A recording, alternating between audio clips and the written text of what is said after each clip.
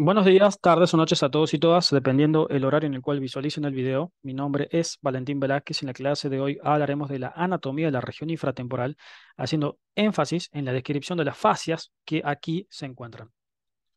Como consideraciones generales, debemos decir que la región infratemporal, como indica su nombre, se ubica por debajo del hueso temporal.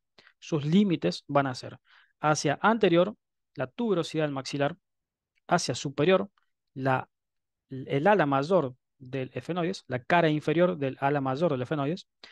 Hacia posterior, el límite va a ser la porción petrotimpánica del hueso temporal. Hacia medial, el límite va a ser la cara lateral de la lámina lateral de la apófisis pterygoides del efenoides. Hacia lateral, el límite se va a corresponder con la cara medial de la rama ascendente de la mandíbula y por último su límite inferior va a estar comprendido por el músculo pterigoideo medial. En específico va a estar comprendido por el engrosamiento de la fascia interpterigoidea, que se corresponde con el ligamento tímpano-mandibular.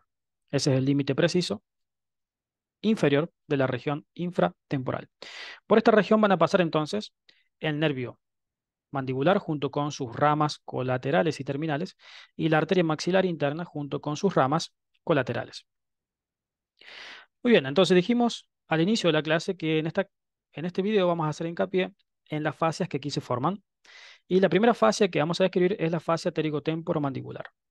La fascia pterigotemporomandibular se va a encontrar situada hacia medial del músculo pterigoideo lateral, es decir, que se ubica por dentro de este fascículo muscular. Se va a relacionar entonces hacia medial con el nervio alveolario inferior, que aquí lo podemos ver, el nervio lingual, y con las ramas colaterales ascendentes de la arteria maxilar interna. Esta fascia se va a insertar hacia anterior en el tercio superior del borde posterior de la lámina lateral de la apófisis pterigoides del efenoides, es decir, en este sector. Hacia posterior se va a insertar en el borde medial del cuello de la apófisis condilar de la mandíbula. Hacia inferior, esta fascia tiene un borde libre que permite que pasen el nervio lingual y el alveolario inferior desde medial hacia lateral en su travesía hacia el suelo de la boca o hacia el conducto mandibular correspondientemente. Por último, su inserción superior se va a establecer a la altura de la raíz de la apófisis cigomática del hueso temporal y en la cresta fenotemporal. En el segmento anterior de esa inserción superior, esta fascia se va a encontrar reforzada por un ligamento que se llama ligamento pterigo-alar. El ligamento pterigo-alar, también denominado ligamento innominado de Hirtl, se va a extender desde la apófisis pterigoespinosa del efenoides y la espina accesoria del esfenoides. En esta fotografía de un preparado cadavérico visualizamos a toda la extensión de la fascia pterigo-temporomandibular situándose por dentro de la cabeza inferior del músculo pterigoideo lateral. Esto se corresponde con el nervio bucal. Esta es la arteria maxilar o maxilar interna. Hacia arriba vemos la prolongación superior de esta fascia y pasando por encima de la prolongación superior de la fascia encontramos a los nervios temporales profundos, el anterior, el medio y el posterior. Pasamos ahora a describir a la fascia interpterigoidea. La fascia interpterigoidea se ubica por dentro de la fascia pterigotemporomandibular entre los dos músculos pterigoideos, de tal manera que las relaciones laterales de esta fascia van a ser las mismas que las relaciones mediales que la fascia pterigotemporomandibular. Esta fascia se encuentra reforzada hacia posterior por el ligamento esfenomandibular y por un engrosamiento de ella misma, que es el ligamento timpanomandibular o ligamento timpanomandibular de Jugara. Este ligamento, en conjunto con el cuello del cóndilo de la mandíbula, van a constituir un ojal a través del cual pasa la arteria maxilar interna y el nervio aurículo temporal, que recibe el nombre clásico de ojal retrocondilo de Jugara. En el segmento superior de esta fascia encontramos una porción cribosa, que aquí la podemos visualizar en el preparado cadavérico. Esta porción cribosa se va a ver atravesada por el tronco de los nervios del músculo tensor del velo del paladar, del músculo pterigoideo medial, que aquí lo podemos visualizar, y el nervio del músculo tensor del tímpano, que aquí no está representado. En esta fotografía visualizamos entonces a la fascia interpterigoidea, su porción cribosa. Este es el ligamento esfenomandibular. Y por último acá visualizamos a el gonion o ángulo de la mandíbula.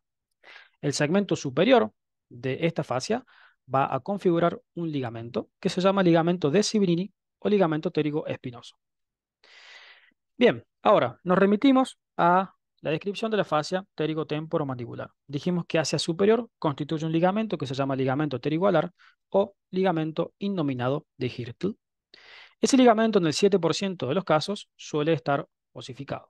Y aquí lo vemos claramente osificado. Esto se corresponde con la lámina lateral de la apófisis pterigoides del efenoides. Esta es la apófisis pterigoespinosa, clásicamente denominada espina de Sibillini, y esta es la espina accesoria del efenoides. Aquí vemos la travesía que hace la osificación, en este caso, del ligamento pterigoalar o innominado de Hirtl. Por encima se delimita este foramen, que se llama foramen pterigoalar o poro crotafítico bucinatorio de Hirtl. A través de este poro van a pasar los nervios temporales profundos, el temporal profundo anterior, el temporal profundo medio y el temporal profundo posterior desde la región infratemporal hacia su travesía por la región infratemporal hacia la fosa temporal. Bien, pasamos ahora a describir por último al foramen pterigoespinoso, también denominado foramen de Sibillini. Este foramen pterigoespinoso se produce por la osificación del ligamento pterigoespinoso, antiguamente ligamento de Sibillini. Esto es la lámina lateral de la apófisis pterigoides del efenoides. Aquí vemos a la apófisis pterigoespinosa, antiguamente espina de Sibillini, y aquí vemos a la espina del efenoides. Esta es la osificación del ligamento pterigoespinoso que delimita este foramen que se llama pterigoespinoso. A través de este foramen van a pasar las ramas colaterales mediales del nervio mandibular en conjunto con las arterias que aquí lo acompañan. Muy bien, pues eso ha sido todo entonces con respecto a la clase del día de hoy. Espero que les haya gustado y nos veremos en siguientes videos. Saludos.